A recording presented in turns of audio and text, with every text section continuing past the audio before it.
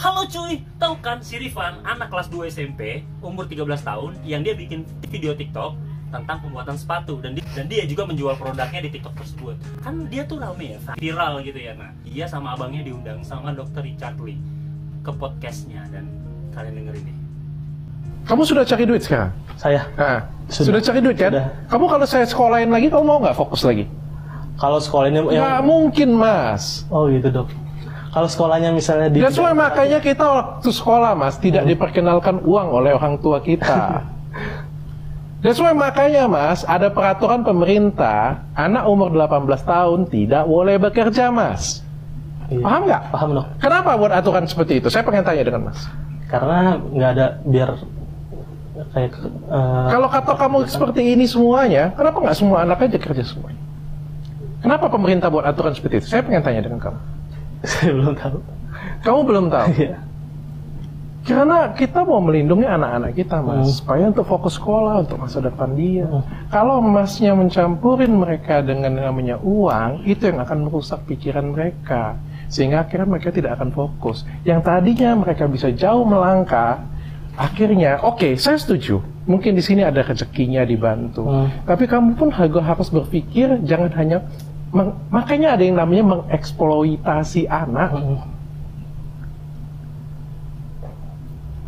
Deket saya. Tapi saya serius ngomong dengan kamu. Iya, dok. Apa bedanya kamu? Sorry ya, saya bilang ya. Ada pengemis di pinggir jalan, bawa anaknya. Kenapa dia bawa anaknya?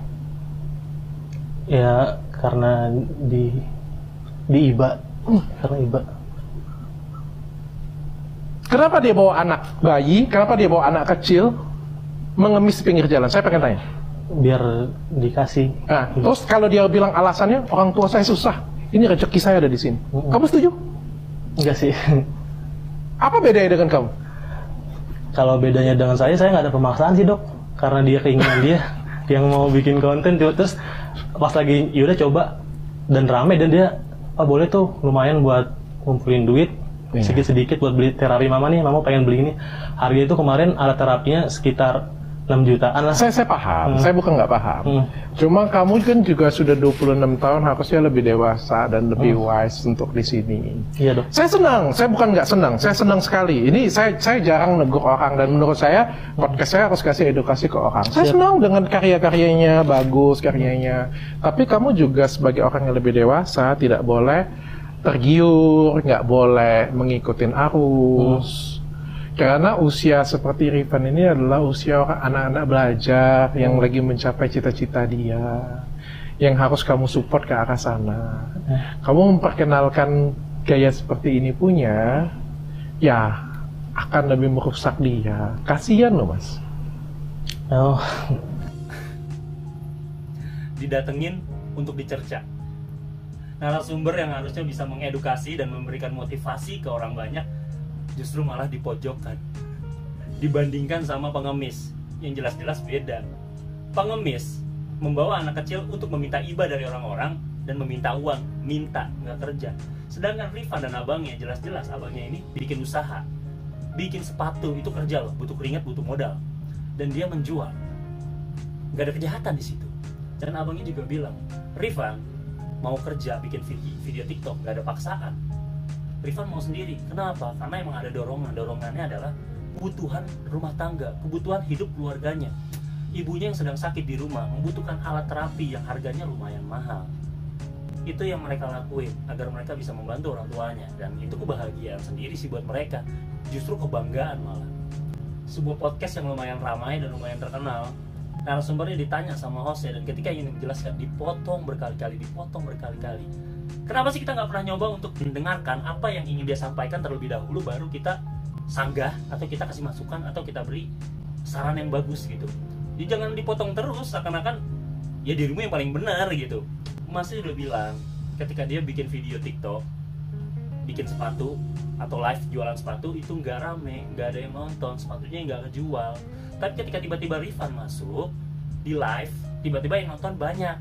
Dan ketika mereka bikin video TikTok, si Rifan bikin sepatu, dan itu lebih banyak lagi, lebih viral, dan itu bisa mengangkat penjualan sepatu yang mereka bikin, dan itu adalah rezeki mereka, rezeki dari Yang Maha Kuasa, rezeki dari Tuhan, dan akhirnya mereka dapatkan, dan rezeki itu bisa membuat mereka membantu perekonomian keluarga yang notabene mereka ini berasal dari keluarga menengah ke bawah. Ya, jangan kita nih sebagai orang yang punya uang banyak, yang dari kecil hidupnya enak, yang pas remaja kemana-mana naik mobil, mau beli apa aja tinggal gesek, tiba-tiba mengomentari orang yang alhamdulillah mendapatkan rezeki dari Tuhan untuk membantu keluarganya, tiba-tiba dikomentari sama orang yang duitnya banyak. Saya paham.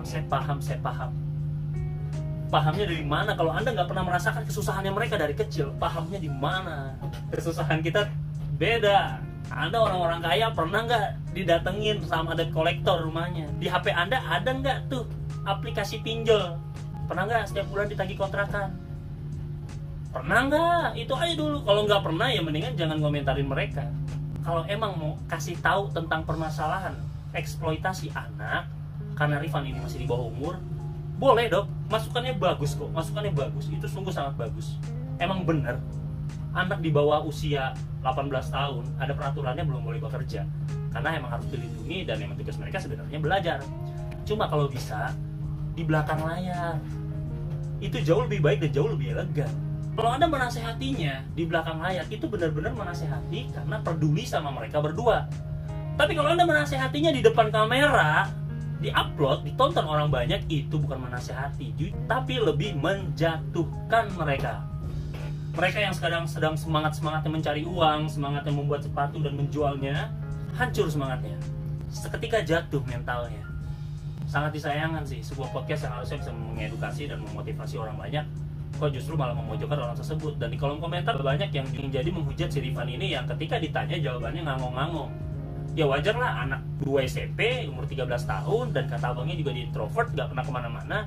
Sekalinya ditanya sama host yang terkenal, Dr. Richard, yang pintarnya minta ampun, yang kalau udah ngomong nyerocos pintarnya minta ampun. Ya kalah dong nih anak kecil, gugup. Wajar dong kalau dia jawabnya bingung, ngangong-ngangong. Ketika dia pengen mencoba untuk menjawab sempurna, tapi dia nggak mampu, ya akhirnya seperti itu. Tapi banyak banget di kolom komentar yang apaan sih ini anak ngomong apa sih, ngomongnya muter-muter, ngomongnya nggak jelas. Ya iya nggak jelas lah, orang umur segini. Itu jatuhnya jadi kayak ngegiring opini si emasnya mengeksploitasi adiknya ini untuk bekerja mencari uang, menjual sepatu. Dan berkat banyaknya hujatan juga di kolom komentar, bisa jadi ini bisa menggiring opini ke abangnya yang buruk. Penjualan sepatunya bisa turun, banyak narasi negatif buat mereka. Kan kasihan dok, sama aja bisa menjatuhkan rezeki yang mereka punya sekarang. Gue sih tetap termotivasi sih sama abangnya, sama Rifannya. Terlepas dari eksploitasi anak ya, akhirnya semoga mereka makin sukses, makin lancar, punya pabrik sepatu yang gede. Kalau emang niat mereka baik untuk keluarga, semoga aja mereka makin besar namanya. Itu aja sih maksud gue. Jadi ya udahlah, terserah. Sampai jumpa.